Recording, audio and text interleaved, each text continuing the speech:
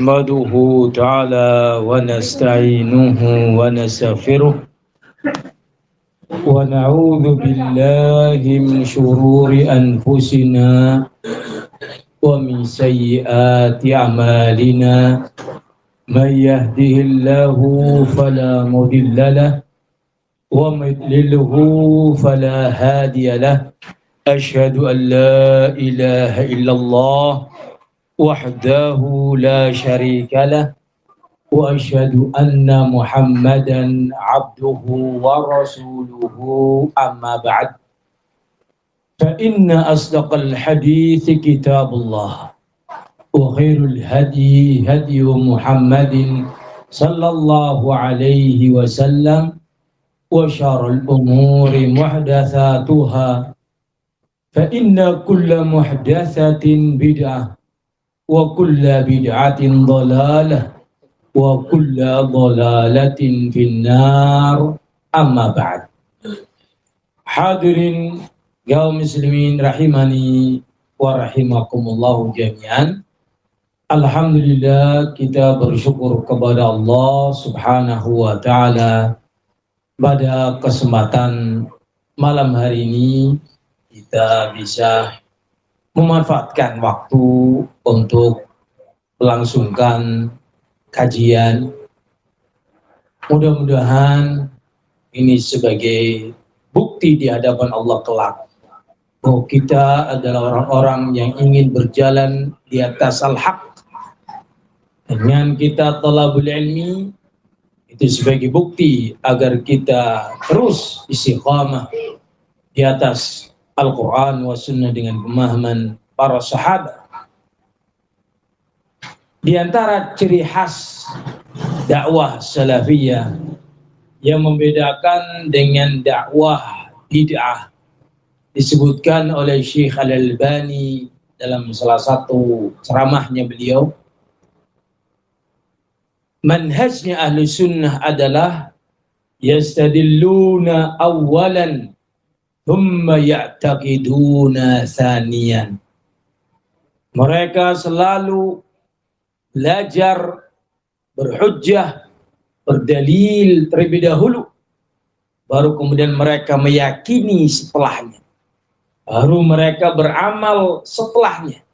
Sehingga dengan itu keyakinan mereka dan amalannya mereka terbimbing di atas ilmu, di atas siratal mustaqim, karena metodenya belajar terlebih dahulu baru kemudian berkeyakinan ataupun beramal. Yastadilluna awalan thumma ya'taqiduna thaniyan. Berdalil terlebih dahulu, belajar ilmu terlebih dahulu, baru mereka meyakini atau mengamalkan sesuatu. Adapun metode ahlul bid'ah kebalikannya. Mereka ya'taqiduna awalan thumma yastadilluna thaniyan. Mereka berupaya untuk meyakini sesuatu terlebih dahulu, menentukan satu keyakinan terlebih dahulu, baru mereka cari dalil untuk membenarkannya. Seperti Asy'ariyah yang meyakini nama Allah hanya 7. Ditambah dengan kaum Maturidiyah sehingga masuk ke negeri kita 20. Mereka memaksakan bahwa nama dan sifat Allah hanya 20. Padahal dalam hadits yang sahih, nama Allah 99-an. Walillahi tis'atan wa tis'ina isman. Allah memiliki 99 nama. Faman ahsaha dakhala jannah, barang siapa yang menghafalkannya, mempelajarinya, meyakini kandungannya dan mengamalkan isinya, maka dia akan masuk ke dalam surga. Tetapi Asy'ariyah tetap ngotot, ngeyel, tetap memegangi keyakinannya hanya 7, atau masuk ke negeri kita dicampur dengan Maturidiyah 20 saja. Dikemanakan yang lainnya? Dikemanakan keyakinan yang lainnya? Nama Allah yang lainnya? Ini mengakibatkan kebatilan. Dan begitulah yang namanya al-bid'ah. Tidak mendahulukan ilmu terlebih dahulu, tapi mereka membikin amalan muhdatsatil umur, halal baru dalam urusan agama, kemudian baru mencari pembenar dari ayat maupun hadis. Tidak akan mereka dapati satupun ayat dan satupun hadis yang mendukung bid'ahnya mereka, kecuali dijadikan sebagai syubhat, dicomot ayatnya dan dipahami semau mereka, diambil hadisnya yang cocok untuk kemudian mereka pahamkan dengan pemahaman yang mereka inginkan. Itulah modelnya ahli bid'ah. Hadirin kaum muslimin rahimani wa rahimakumullahu jami'an. Mudah-mudahan dengan talim kita di waktu malam ini sekali lagi membimbing kita untuk bisa di atas siratal mustaqim. Amin. Walaupun ta'lim ba'da isya tantangannya berat, ngantuk. Baru 5 menit sudah ada yang mulai mengheningkan cipta. Waspadalah dan hati-hati, karena orang yang mudah ngantuk itu ciri-ciri diabetes, Pak. Ya, kalau talim kok baru 5 menit 10 menit sudah ngantuk, besok ke puskesmas, Pak, cek gula darah. Khawatirnya kena diabetes. Kalau ini bukan diabetes, ini perut kenyang, taklim, langsung ngantuk. Kayak gitu. Kami minta maaf sebelumnya jadwal mundur karena urusan perut. Ya. Hadirin kaum muslimin rahmi jami'an, kita melanjutkan pembahasan kita yang kita sampaikan di Pontianak. Ini prinsip-prinsip dakwah salafiyah. Ada 10 yang disebutkan oleh Syekh Abdullah bin Abdurrahim Al-Bukhari. Bagi yang belum mengikuti dari awal, kita bacakan dengan cepat karena kita sudah sampai pada yang ke-6. Yang pertama, ciri dan tanda dakwah salafiyah adalah mewujudkan tauhidullah beribadah dalam beribadah kepadanya. Sehingga dakwah salafiyah dari dulu sampai sekarang, dari zaman Nabi sampai para sahabat tabi'in sampai hari ini dan yang akan datang, selalu mengajarkan tauhidullah dan selalu memperingatkan manusia dari bahaya kesyirikan. Yang kedua yang telah kita sampaikan adalah tahqiqu tajridil ittiba' li Rasulullah alaihi salatu wasallam. Dakwah tauhid akan selalu menyerukan pemurnian ittiba', pengikutan hanya kepada Nabi kita Muhammad sallallahu alaihi wasallam. Dakwah ini tidak ada seruan mengikuti individu, person, seorang, kecuali hanya kepada Nabi kita Muhammad SAW. Orang lain, siapapun orangnya, jikalau ajarannya sesuai dengan Nabi, maka diterima. Namun jikalau ajarannya menyimpang dari Nabi, maka ditolak. Ini adalah perwujudan kalimat asyhadu anna Muhammadar Rasulullah. Kami sampaikan dalam pertemuan itu maknanya. Aku bersaksi bahwasanya Nabi Muhammad SAW adalah utusan Allah. Apa maknanya kalimat ini? Maknanya adalah la madbu'a bihaqqin illa Rasulullah. Wa ghairu rasulillahi in tubi'a fima la dalila alaih faqad tubi'a bi batilin. Tidak ada yang diikuti dengan benar kecuali hanya Nabi kita Muhammad alaihi wasallam. Kebenaran hanya apa yang dibawa oleh beliau. Adapun orang lain selain Nabi kita, jikalau diikuti dalam hal yang tidak ada dalilnya, maka sungguh berarti dia diikuti di atas kebatilan. Imam Malik bila mengatakan, "Ma minna min ahadin illa yu'khadhu min qalihi wa yuraddu illa sahibu hadzal qabr." Tidak seorang pun di antara kita yang dimaksudkan siapa? Ulama-ulama besar sekaliber Imam Malik, Imam Darul Hijrah, yang sekaliber dengan beliau Imam Abu Hanifah, Imam Syafi'i, Imam Ahmad bin Hanbal, Imam Sufyan Ats-Tsauri, Imam Auza'i, ulama kibar, toh tetap saja penyikapannya yughadhu min qalihi, bisa diterima ucapannya ketika sesuai dengan Nabi, wa yuraddu, dan bisa ditolak ucapannya ketika menyelisih Nabi, illa sahib hadzal qabr, kecuali orang yang dikuburkan di kuburan ini. Seraya Imam Malik mengacungkan jarinya ke makam Nabi alaihissalatu wassalam, orang ini yaitu Rasul harus diterima semua ucapannya dan tidak boleh ditolak. Adapun manusia biasa, para ulama, apalagi di bawah para ulama, apalagi di bawahnya lagi para ulama, apalagi kita, siapapun di antara kita bisa diterima jika ucapannya sesuai dengan Nabi, dan juga bisa ditolak ketika ucapannya menyelisihi Nabi alaihissalatu wassalam. Dan ini prinsip yang harus dipegangi. Nggak boleh kita taklid. Apa itu taklid maknanya?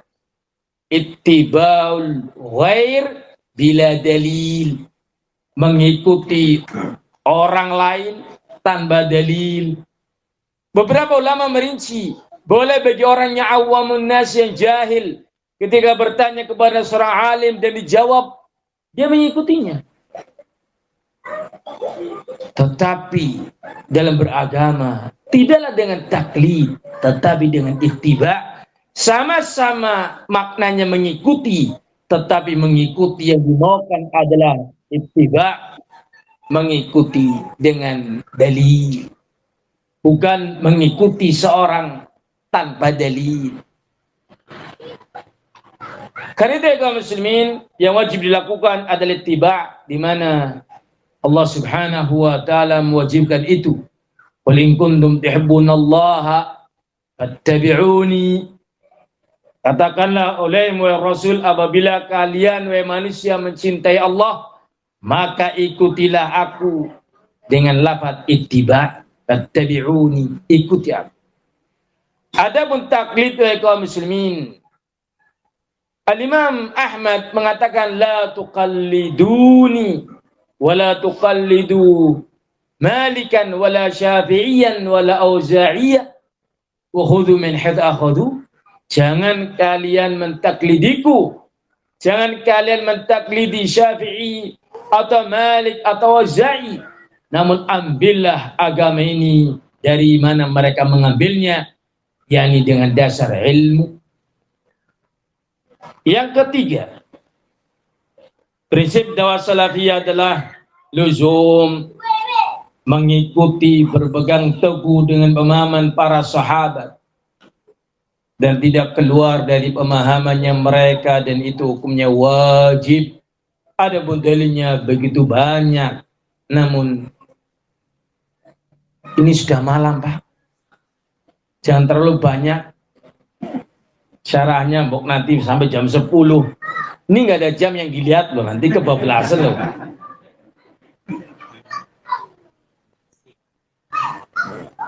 Tapi ada jam kok di HP. Nanti bisa di stop jika lo sudah terasa lelah nih Bang ya.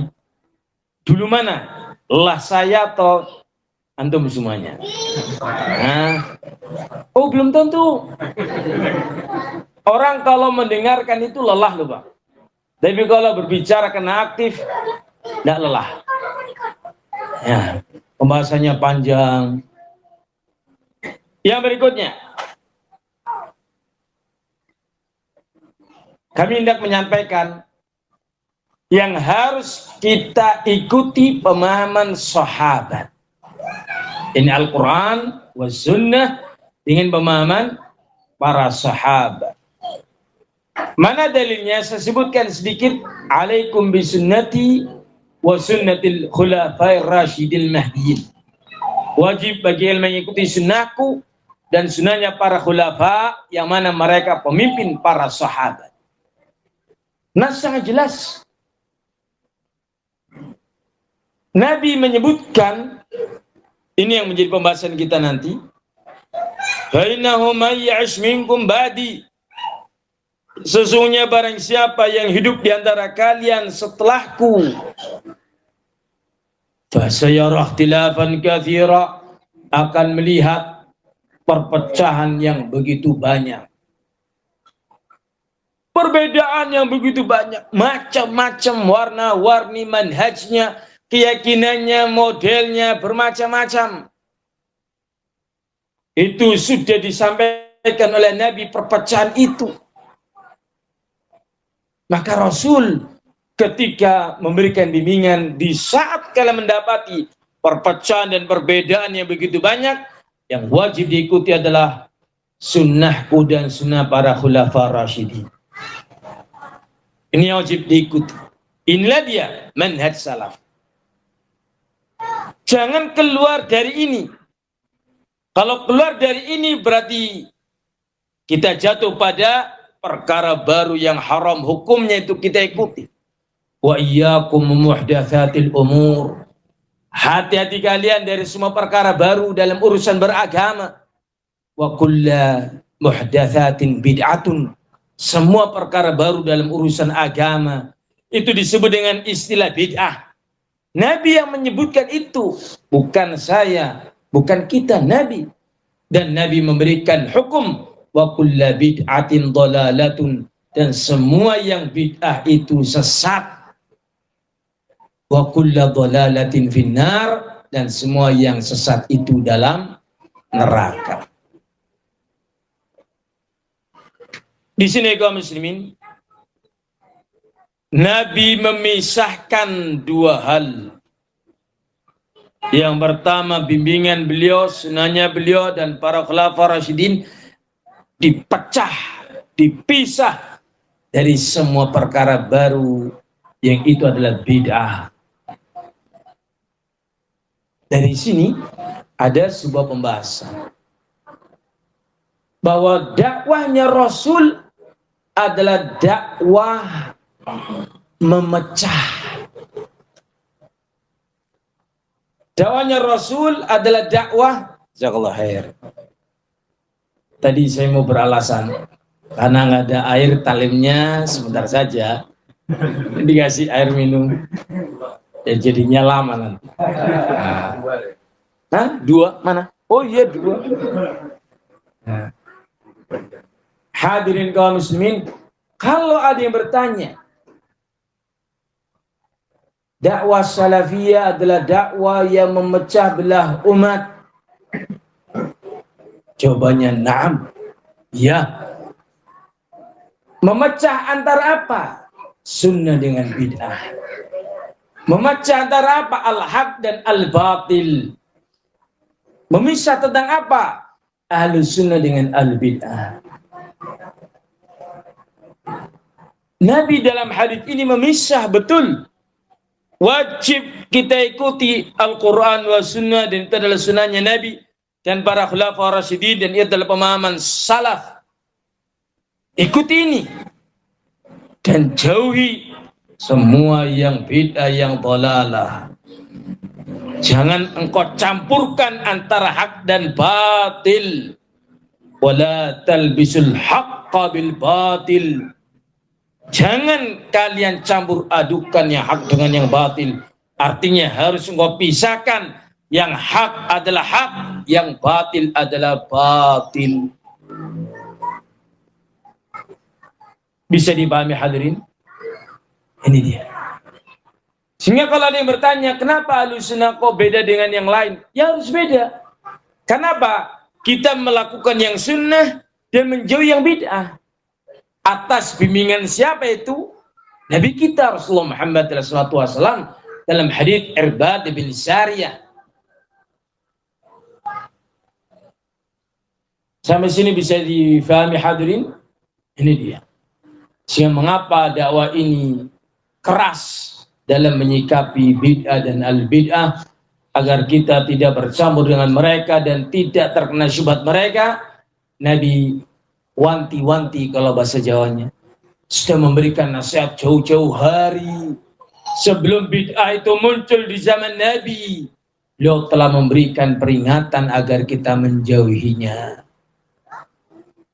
Sehingga dakwahnya Rasul juga dakwah memisahkan antara hak dan batil, membedakan antara sunnah dengan bid'ah, dan memecah antara hak dan batil, al-huda wad dhalal, petunjuk dan kesesatan.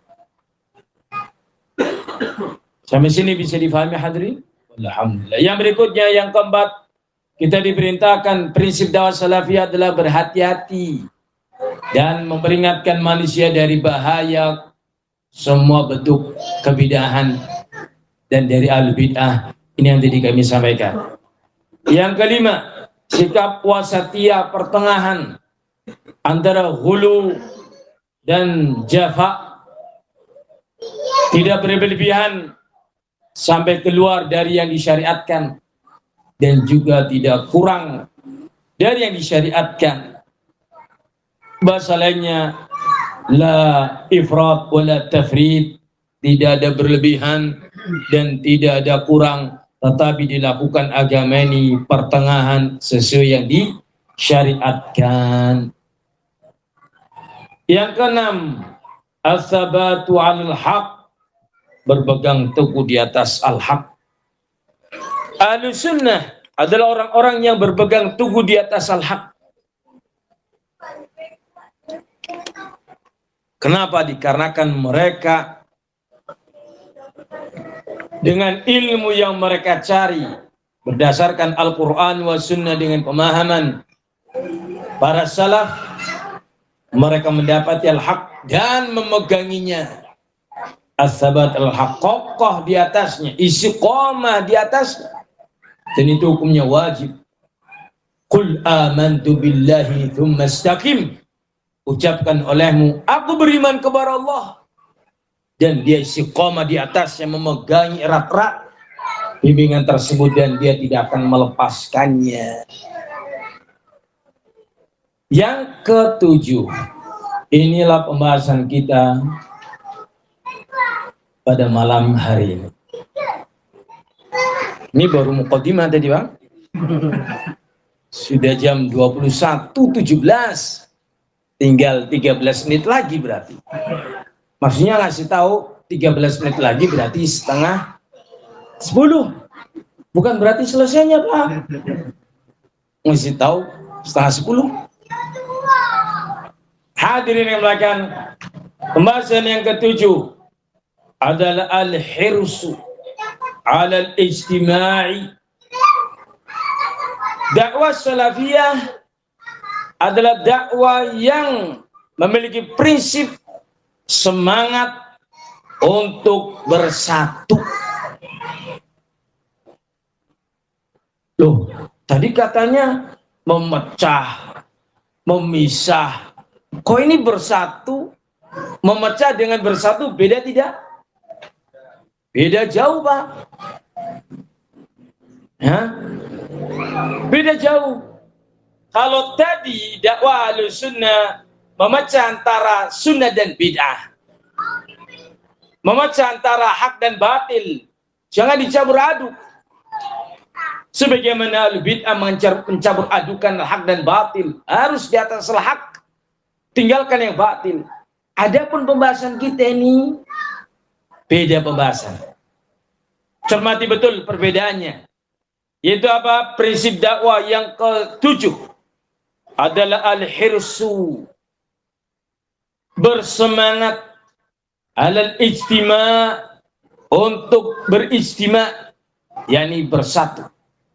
Wal ulfah, ulfah ini kecondongan, menyatukan hati, menyatukan jiwa. Alal haq, haqqi, di atas al-haq, wabil haqqi, dan menyatunya kita adalah karena mengikuti al-haq.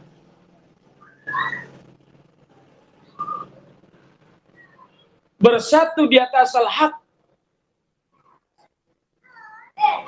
Hadirin kaum muslimin rahimani wa rahimakumullahu jami'an. Alhamdulillah, kita bersyukur kepada Allah Subhanahu wa taala yang memberikan kepada kita ilmu yang bermanfaat, yang memberikan kepada kita hidayah mengenal sunnah, yang memberikan kepada kita dakwah salafiyah, sehingga kita berjalan di atas Al-Quran, di atas As-Sunnah, berupaya komitmen dengan keduanya dan tidak akan menyelisihinya, mengikuti dakwah salafiyah dengan sebaik-baiknya. Maka otomatis ketika manhaj kita satu, dasar kita satu, Al-Quran wa Sunnah dengan pemahaman para sahabat Rasul, itu menjadi sebagai sebab bersatunya kita. Tidak ada perbedaan di antara kita ya ahli sunnah ketika kita sama-sama ahli sunnah, yang kita ikuti Al-Quran dan As-Sunnah, berupaya menjauhi bid'ah, maka mereka bisa bersatu di atas sunnah. Tidak ada alasan berpecah ketika sesama ahli sunnah. Apa yang memecah? Pada sesi yang berikutnya akan kami sampaikan, atau nanti ngalir begitu, sebab-sebab perpecahan. Apa sebab yang paling besar perpecahan itu? Keluarnya kita dari Al-Quran dan As-Sunnah dengan pemahaman para sahabat, itulah yang menyebabkan terjadinya perpecahan. Seorang meninggalkan manhaj salaf, jatuh pada bid'ah, itulah yang menyebabkan terjadinya perpecahan. Itulah yang terjadinya perselisihan, adanya di antara kita yang mengikuti pemahaman yang batil, cara-cara yang batil. Itulah yang menyebabkan terjadinya perpecahan. Hadirin kaum muslimin rahimani wa rahimakumullahu jami'an. Beberapa tokoh-tokoh sekali berulama, kita ambil contoh Muhammad al-Imam yang ada di Ma'bar, diperingatkan oleh para ulama agar jangan dia melakukan wathiqah, perjanjian damai, bahkan cinta kasih dengan Syiah, Houthi, Rafidah.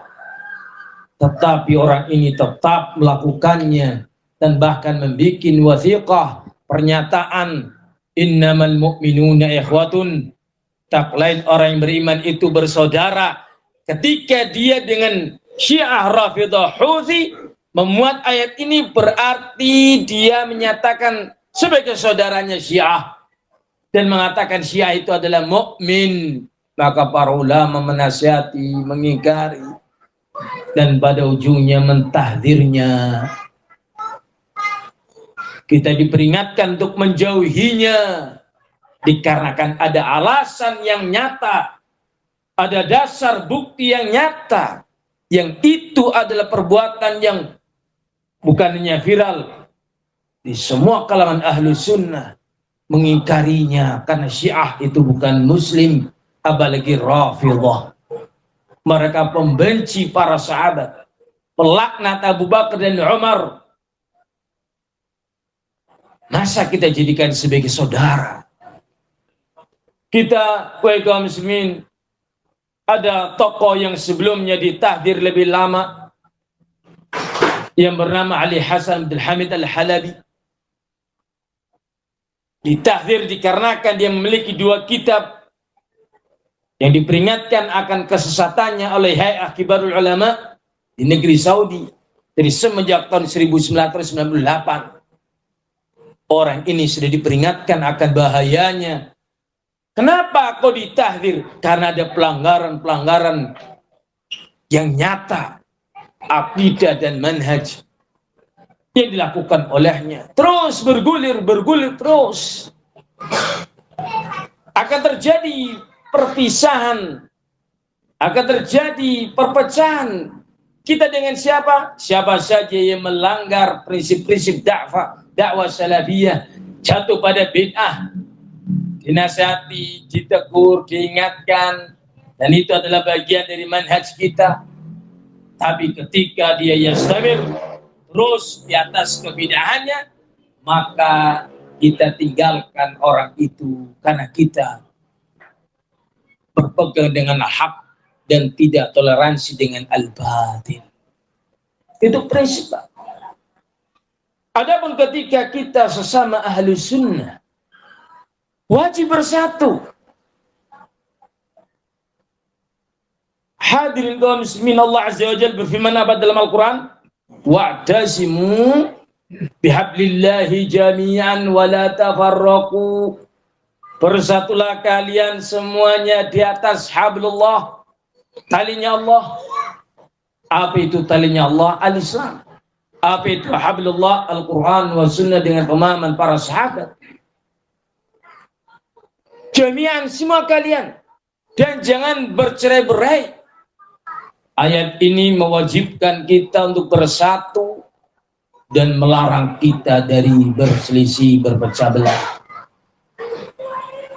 Kalau memang kita adalah mengikuti Al-Quran dan As-Sunnah, kalau memang kita bertauhid, tidak menyembah kepada yang lain, kalau memang kita mengikuti Nabi kita Muhammad alaihissalam dan tidak mengikuti yang lain, kalau memang kita betul-betul berkomitmen dengan pemahaman salaf dan tidak mengikuti yang lain, maka apa perbedaan yang ada pada diri kita?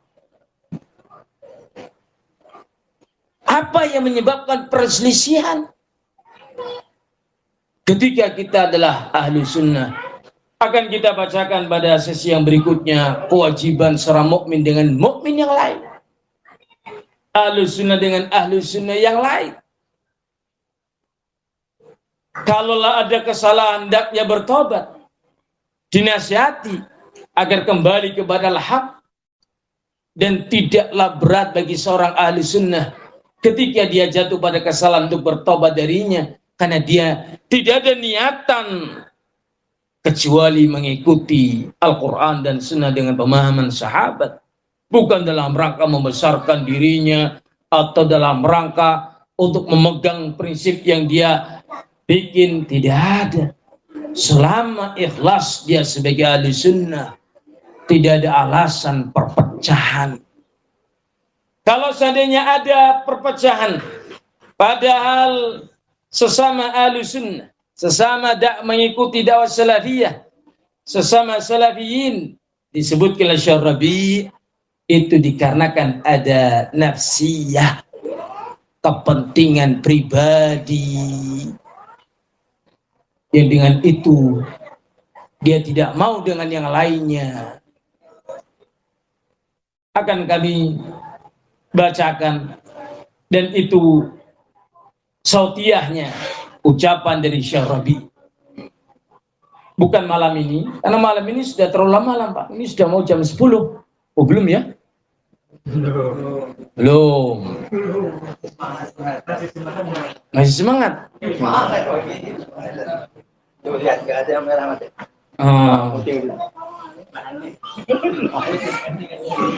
Hadirin yang muliakan, di dalam dakwah salafiyah kaum muslimin prinsipnya sangat jelas. Tidak ada di antara kita yang menginginkan diri kita menyimpang ketika kita memang di atas dakwah salafiyah. Persatuan yang kita bangun adalah persatuan dengan dasar al-haq. Bersatunya kita yang menyatukan hati-hati kita karena al-haq yang berdasarkan Al-Quran, As-Sunnah dengan pemahaman para sahabat Rasul. Sehingga kata Syekh, semangat dalam bersatu. Kami sampaikan beberapa dalil tentang kewajiban bersatu. Disebutkan dalam Al-Quran, wa kaum muslimin, ayat Allah Subhanahu wa ta'ala, wadhkuru ni'matallahi 'alaikum idh kuntum a'da'an fa'allafa baina qulubikum fasbahtum bi ni'mati ikhwan. Dan ingatlah oleh kalian, ayat ini kaum muslimin berbicara tentang para sahabat Rasul. Ingatlah oleh kalian nikmat Allah ya Allah berikan kepada kalian. Idh kuntum a'daan, ketika kalian bermusuhan. Ketika kalian bermusuhan. Fa'allafa baina qulubikum, maka Allah menyatukan hati-hati kalian. Fasbahtum bi ni'mati ikhwana, maka kalian dengan nikmat Allah tersebut kalian bisa bersaudara. Ada yang bertanya, nikmat apakah itu wahai kaum muslimin? Nikmat bi'tsatur rasul, diutusnya Rasul di tengah-tengah mereka. Dengan nikmat diutusnya Rasul Muhammad sallallahu alaihi wasallam di tengah-tengah mereka, menyatukan hati-hati para sahabat kaum Aus dan Khazraj. Mereka kaum muslimin bersatu, padahal 300 sekian tahun mereka bermusuhan, turun-temurun antar mereka, sudah mendarah daging permusuhan, banyak korban, tapi mereka bisa bersatu. Kebencian yang sangat benci otomatis, karena apa? Sudah bertumpah darah. Aus dan Khazraj, penghuni Madinah, hanya korban nenek moyang mereka 300 tahun bukan sedikit. Biaya perang itu mahal, korban jiwa dan harta benda luar biasa. Tetapi mereka bisa bersatu karena mereka sama-sama mengikuti Rasul yang satu, Nabi kita Muhammad sallallahu alaihi wasallam. Hadirin yang kami muliakan, dengan ini masalah apa yang lebih besar daripada masalah yang ada pada Aus dan Khazraj sehingga tidak bisa disatukan, padahal kita sama-sama mengikuti Rasulullah Muhammad alaihissalam. Masalah apa yang lebih besar daripada masalah yang ada di waktu itu? Kalau kita betul-betul ikhlas mengikuti Nabi Muhammad SAW, hendaknya kita tentunya sesuai dengan ayat tadi. Fasbahtum bi ni'matihi ikhwana, hendaknya kalian bersaudara dengan sebab nikmat yang Allah limpahkan kepada kalian. Tidak ada alasan untuk berpecah. Dan ini nikmat. Lawan daripada ini adalah musibah, itu perpecahan. Nikmat itu adalah persatuan. Lawan dari persatuan itu bukan nikmat. Lawan dari persatuan adalah perpecahan, dan itu adalah azab, itu laknat. Na'udzubillah min dzalik. Kalau memang kita salafi, sama-sama ahlu sunnah, akan mudah untuk bisa disatukan. Yang menghalangi itu adalah karena adanya ego dan keinginan. Yang itu semuanya adalah kembali kepada hududun nafs, hawa nafsu, kepentingan. Ikhlaskanlah dalam berdakwah, ikhlaskanlah dalam mengikuti dakwah ini. Tidak ada yang memisahkan selama kita di atas dasar yang sama, di atas al-haq. Persatuan dibangun di atas al-haq. Hadirin kaum muslimin rahimani wa rahimakumullahu jami'an. Nabi kita Rasul Muhammad SAW memerintahkan wa kunu ibadallahi ikhwana. Hendaknya kalian menjadi hamba-hamba Allah yang bersaudara.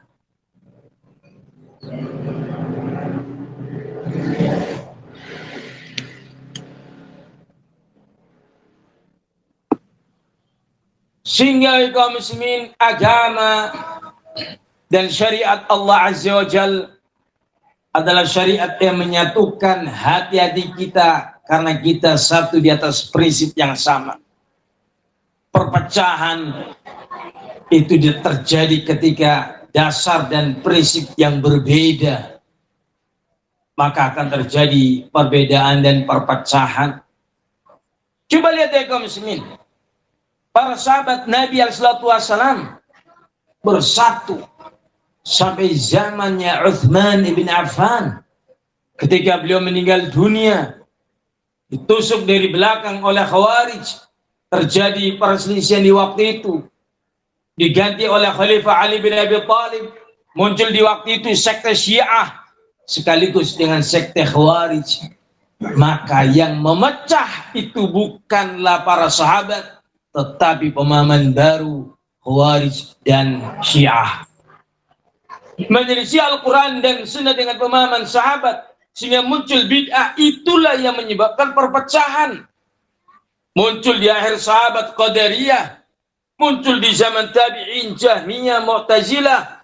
Mereka semua adalah sempalan-sempalan yang menyelisihi para sahabat.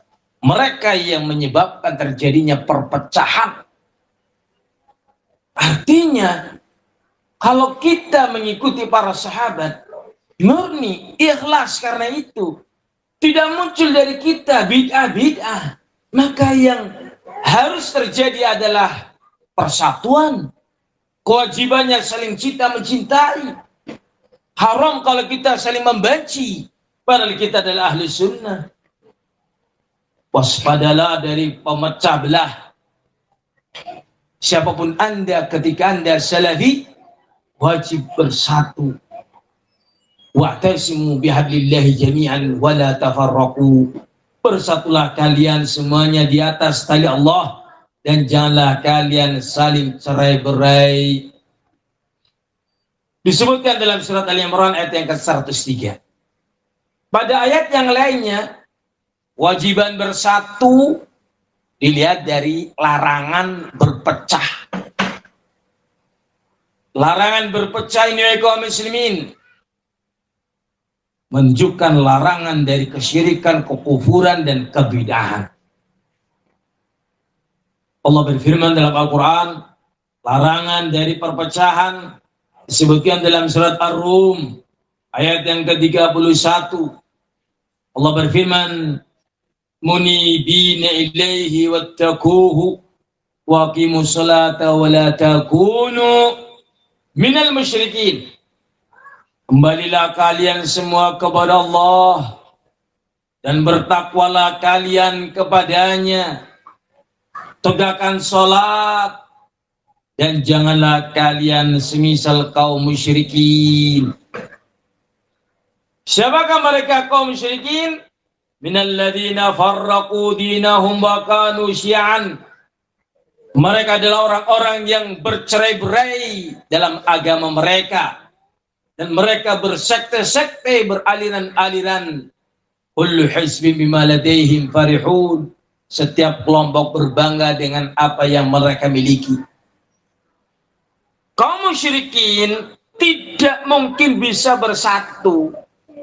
Kenapa? Karena Tuhan mereka berbeda-beda. Ada yang menyembah Lata, ada yang menyembah Uzza, Hubal, Manat, dan yang lainnya. Tuhannya saja berbeda. Mana mungkin bisa bersatu? Cara beribadahnya berbeda-beda antara satu dengan yang lain. Tidak akan mungkin bisa bersatu. Jangan semisal mereka kalian wahai umat Islam. Jangan kalian seperti mereka wahai ahli sunnah. Berpecah belah padahal sesembahnya satu, yaitu Allah. nabinya satu, Rasulullah Muhammad SAW metode dan manhajnya satu, mengikuti para sahabat, tidak di atas bid'ah. Kok bisa berpecah? Ada apa kalian ini? Kok bisa berselisih? Saling membaikot, saling tidak mau bertegur salam. Ini semua adalah syahna, kebencian antara kalian karena syaitan. Syaitan sangat senang dengan yang semisal ini. Jangan-jangan kita ini adalah pengikut syaitan, karena kita bersuka dengan berpecah belah, padahal di atas dakwah yang sama. Inna syaitan qad aisa ya'buduhu masalluna fi jaziratil Arab. Nabi mengatakan syaitan itu telah putus asa untuk disembah oleh mereka yang ada di Jazirah Arab. Syaitan putus asa untuk disembah oleh orang-orang yang sholat di Jazirah Arab. Walakin fit tahrishi bainakum, akan tetapi syaitan sangat semangat untuk memecah belah kalian. Semangat untuk mencerai-beraikan kalian. Dipecah antara kaum muslimin dengan bid'ah-bid'ah yang banyak. Ada sufi, ada macam-macam. Syiah, Rafidah, ada Syiah Asyariyah, dan malam Khawarijnya, sektenya segitu banyak. Mu'tazilah, Jahmiyah, Kullabiyah, Qaramitah, dipecah oleh syaitan. Dan syaitan sangat semangat untuk memecah ahlu sunnah. Padahal mereka adalah orang-orang yang harusnya bisa bersatu, tidak ada alasan berpecah. Kenapa? Karena manhajnya sama dan tidak nampak dari mereka kebid'ahan. Wajib bersatu atas perintah Allah Azza wa Jalla. Adapun kesalahan yang terjadi, yunsah, dinasihati, diingatkan, ditegur untuk rujuk kepada yang hak. Kalau dia melanjutkan kebatilannya, sudah dinasihati dan dia terus di atas penyimpangannya, yuhdaran, diperingatkan akan bahaya orang itu, karena dia sudah tidak di atas dakwah salafiyah. Kalau kita memang di atas dakwah salafiyah, wajib bersatu. Rasul katakan, wala takunu minal musyrikin, jangan kalian seperti kaum musyrikin. Alladzina farraqu dinahum, itu orang-orang yang memecah belah agama mereka. Sudah ngantuk ini anak kecil. Selesai apa talim kita karena anak kecil sudah ngantuk? Yang tua sudah ngantuk belum? Dijawab Ustaz. Hah? Dia mau nanya itu Ustaz. Hadirin kaum muslimin dan jami'an. Coba kita lihat ayat yang lainnya.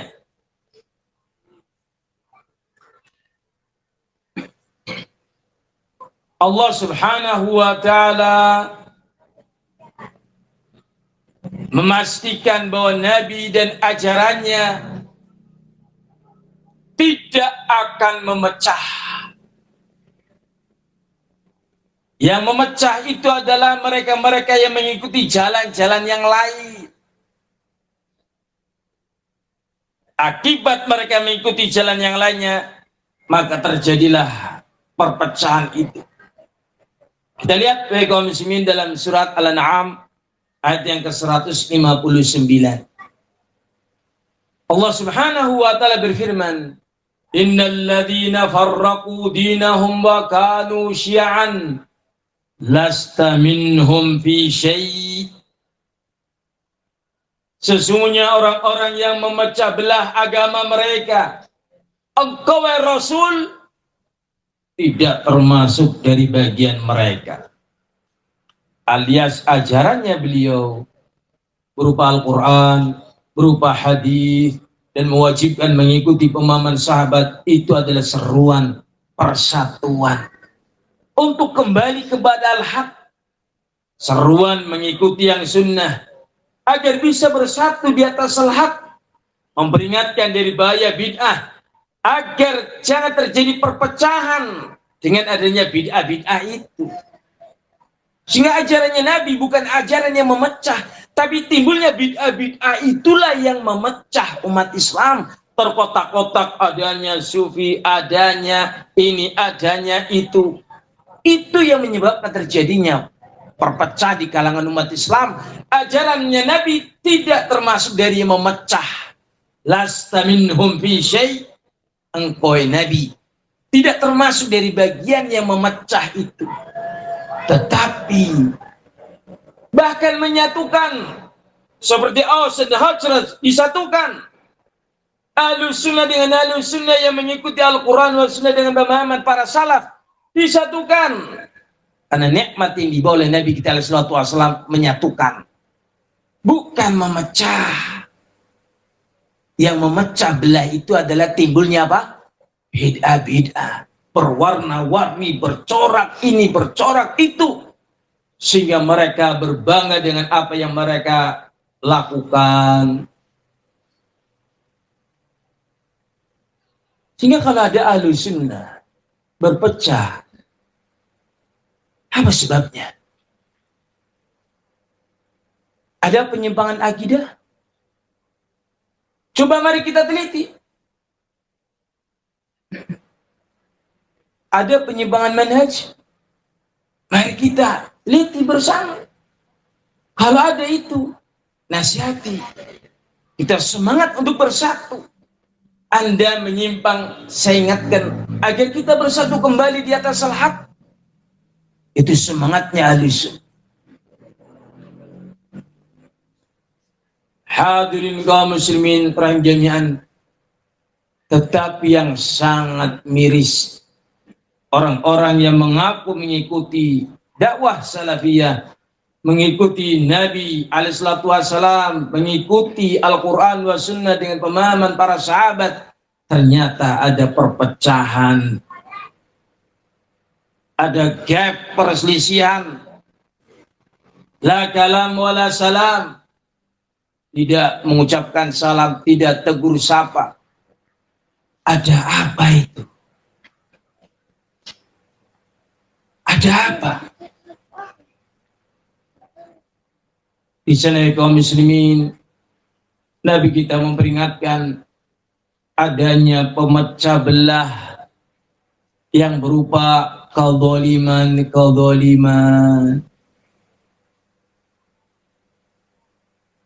Al-muslim akhul muslim, seorang muslim yang satu saudaranya muslim yang lainnya, la yadlimuhu wa la yukhdhilu wa la yahkiruh.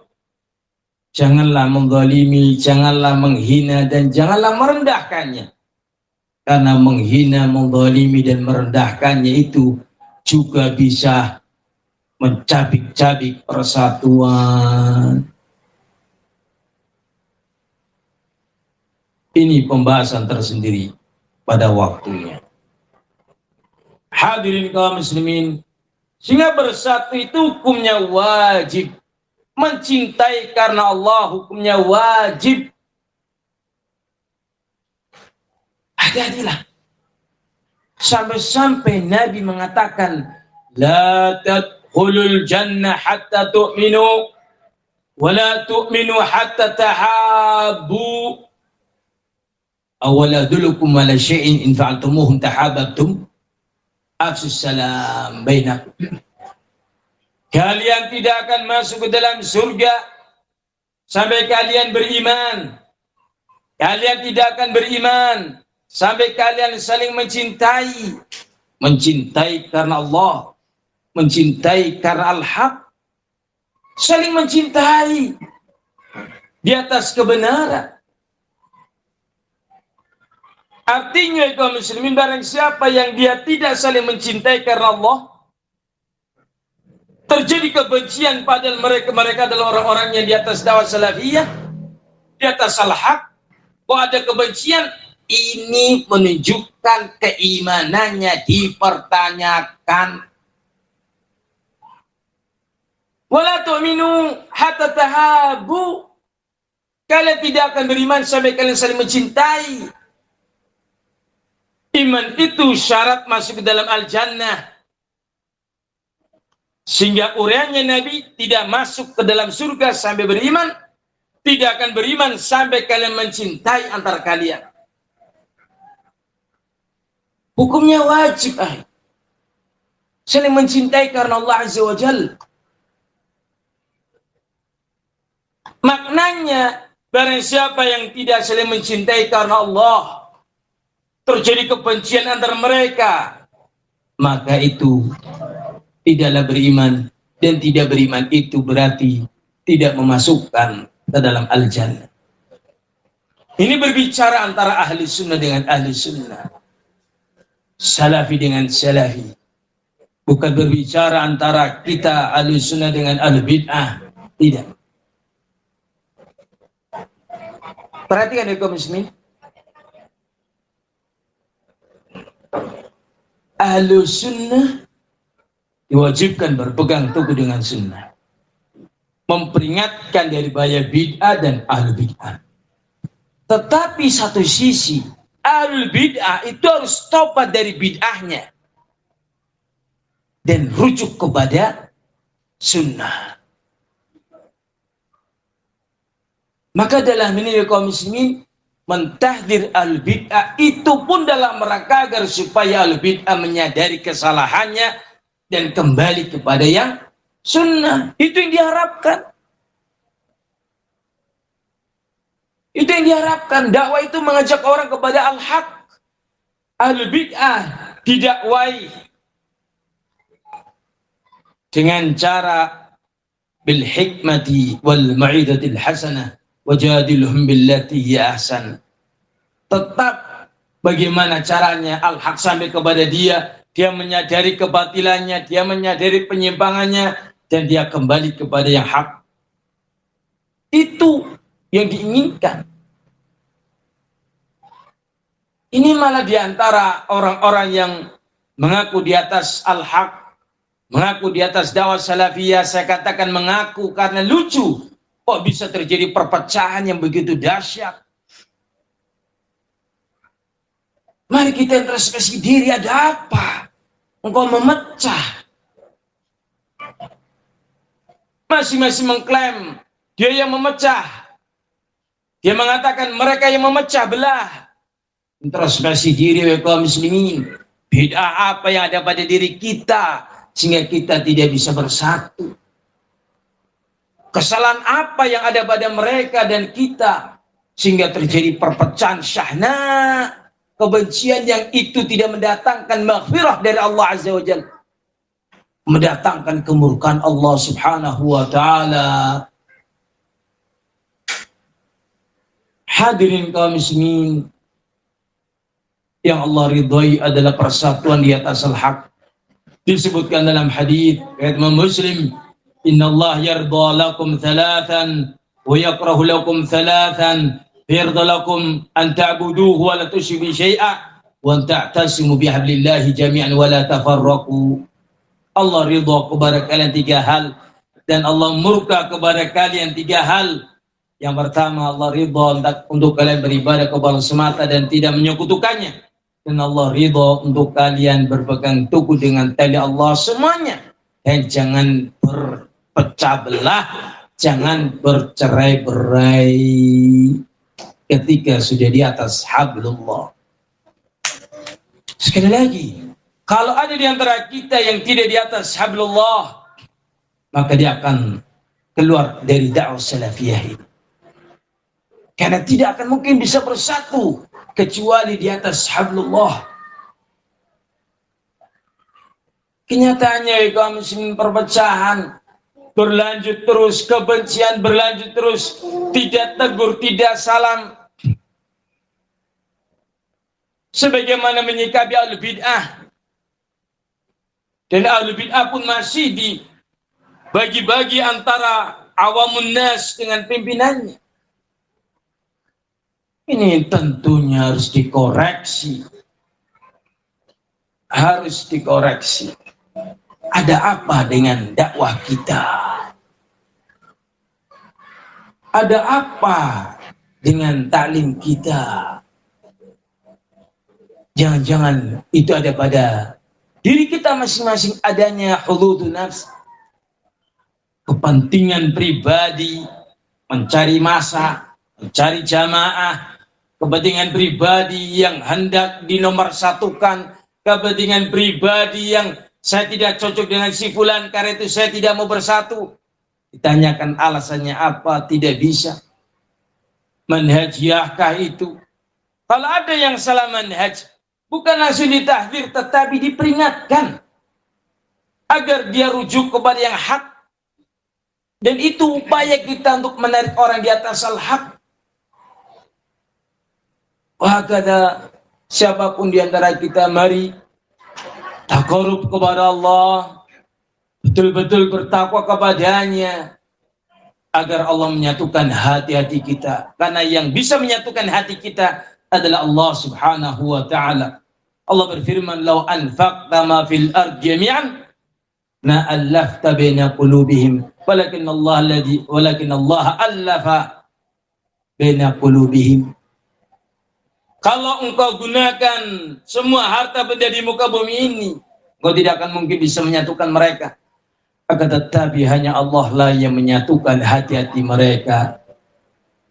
Kita memohon kepada Allah Azza wa Jalla agar Allah satukan hati kita dengan saudara-saudari kita ahli sunnah, dengan kembali kepada yang hak, tinggalkan yang batil, kembali mengikuti Al-Quran wa sunnah, tinggalkan penyimpangannya, kembali bertakwa kepada Allah, takut kepadanya, dan jangan mengikuti yang lain.